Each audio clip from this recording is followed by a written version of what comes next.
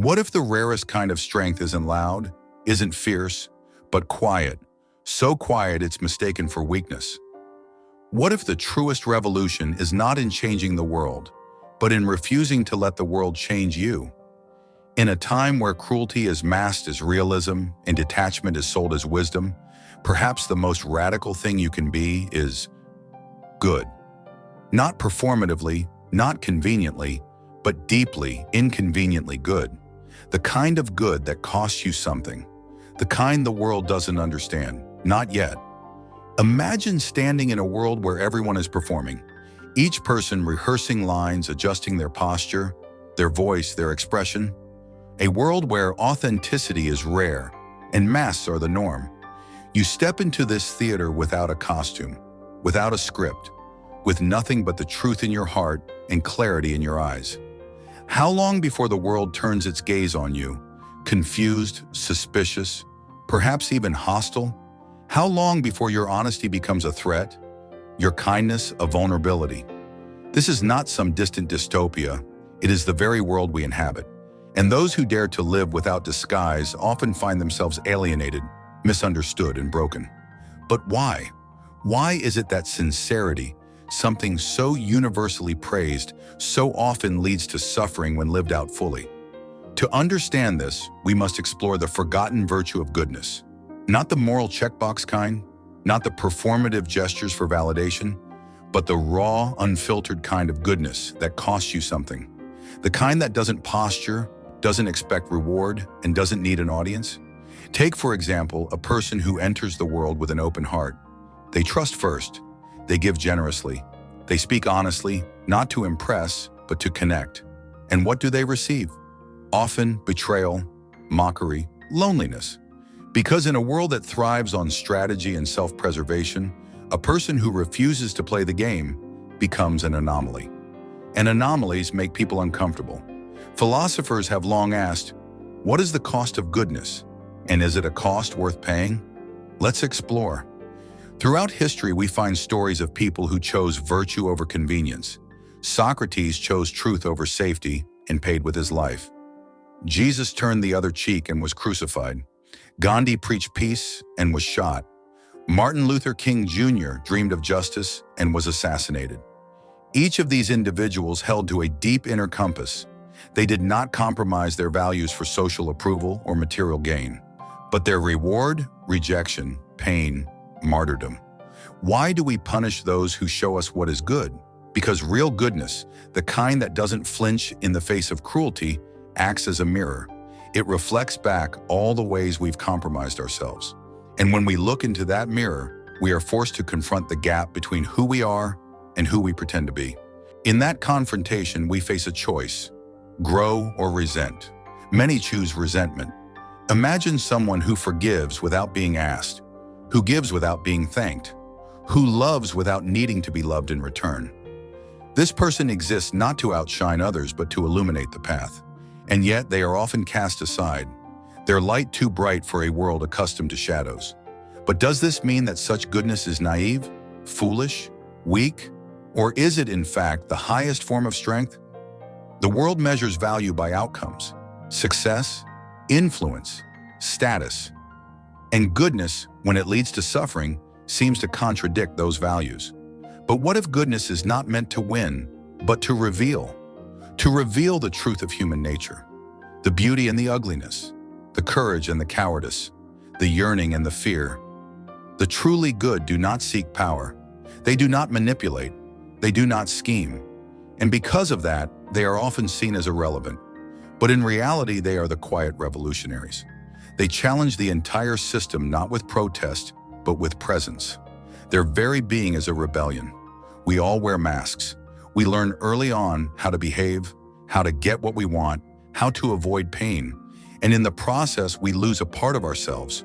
We forget what it means to be real, to say what we mean, to act without calculation, to love without condition. And then someone comes along who reminds us, someone who doesn't play the game, and it terrifies us. Because if they can live that way, what does it say about us? This is the paradox of purity. It does not attack. It simply exists. But in doing so, it unsettles. Because it exposes. There is a term in psychology, cognitive dissonance, the tension we feel when our actions contradict our values. When we encounter someone who lives by those values unapologetically, the dissonance intensifies. We either change or we reject the person causing it. Goodness is disruptive, not because it is loud, but because it is true. Now consider this. Have you ever met someone so kind, so patient, so honest that they made you question yourself?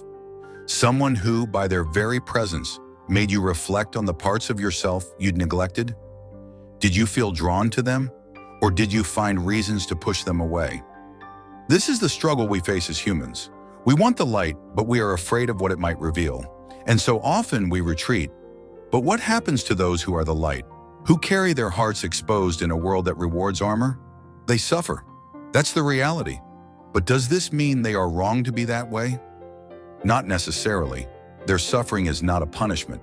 It is a consequence, a side effect of living authentically in a world that fears authenticity. And yet their impact is undeniable. They may not change the world in grand, visible ways, but they change people. One moment at a time, one heart at a time. A kind word that stays with someone for years. A small act of generosity that restores faith. A look of understanding that breaks through years of loneliness. These are not headline moments, but they are real and they matter.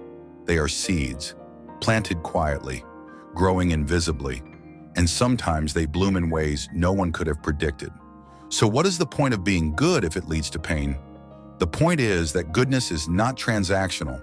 It does not ask, what will I get in return?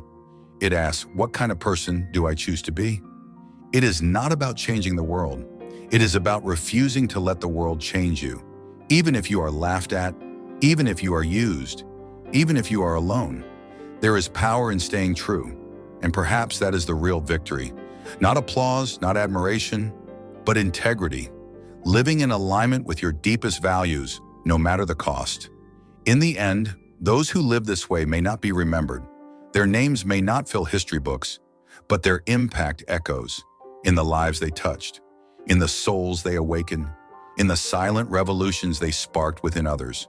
So if you have ever felt foolish for being kind, naive for trusting, weak for forgiving, let this be your reminder. You are not the fool. You are the mirror. And while the world may look away, those who dare to look will see themselves more clearly. That is the gift of goodness. Not to be understood, but to awaken. Not to be celebrated, but to endure. Not to escape suffering, but to remain unbroken by it. And in that unbrokenness, to remind the world of what is still possible, even now, especially now, because in a world that teaches us to hide, to perform, to compete, being real, being kind, being good is the most radical act of all. But let's go even deeper. Goodness doesn't always look like charity or smiles. Sometimes it looks like setting a boundary, like walking away from manipulation, like telling the truth when it's inconvenient, or choosing silence when noise is more popular. True goodness doesn't always feel good. Sometimes it's heavy, lonely, confusing, because it doesn't follow the path of least resistance. It follows the path of meaning, and meaning requires sacrifice. In a world addicted to comfort, goodness feels like discomfort. It disrupts illusions. It demands that we pay attention, that we take responsibility, that we look in the mirror, not just to admire, but to see clearly. Have you ever noticed how often we reward charm over character, appearance over substance, speed over depth? In such a culture, the truly good may go unnoticed because they refuse to advertise themselves. They are not selling an image. They are living a truth. And truth, unlike trend, is timeless. There is a kind of strength that doesn't need to prove itself. It doesn't shout. It doesn't demand recognition. It simply is. And when you're in its presence, you feel it. A kind of calm, a quiet certainty, an invitation to be more honest with yourself. These people, the quietly good, are the soul of humanity. They may never trend. They may never be applauded. But they are the ones who hold the line between chaos and compassion. And sometimes being good means standing alone. Not because you want to be alone, but because the path you've chosen is narrow. Few walk it. Fewer still stay. But you walk anyway, because some part of you knows that to betray your values is a greater loss than to be excluded by the world. And in that silent conviction, you shine. Not brightly, perhaps, but deeply. So if you find yourself tired of being kind in a world that is cruel, tired of being honest in a world that lies, tired of carrying light when darkness seems louder, remember this: you are not alone. There are others like you. Quiet lights in distant places. Unseen maybe, uncelebrated often, but you are connected by something more powerful than approval. You are connected by truth, and truth never dies. Even when silenced, even when crucified, even when forgotten by the masses, it endures. And one day someone will look back at your life, not at what you own or how loud you were, but at the kindness you showed when no one was watching, the truth you lived when it was dangerous, the goodness you chose when it cost you everything. And they will be moved, maybe even changed. So live well, live truly, live with courage. And if no one claps, keep going, because the good are not always seen, but they are always felt. Thank you for watching. If this message resonated with your spirit, consider sharing it. Someone out there might be carrying the same questions, the same doubts, the same quiet hope, and your sharing might be the reminder they need. Stay true, stay kind, stay you. For more insights on philosophy, personal growth, and the art of clear thinking, subscribe and turn on notifications. Flow through life and embrace the journey of thought with curiosity and insight. Seek truth, seek wisdom, and remember to question everything. Until next time, stay curious.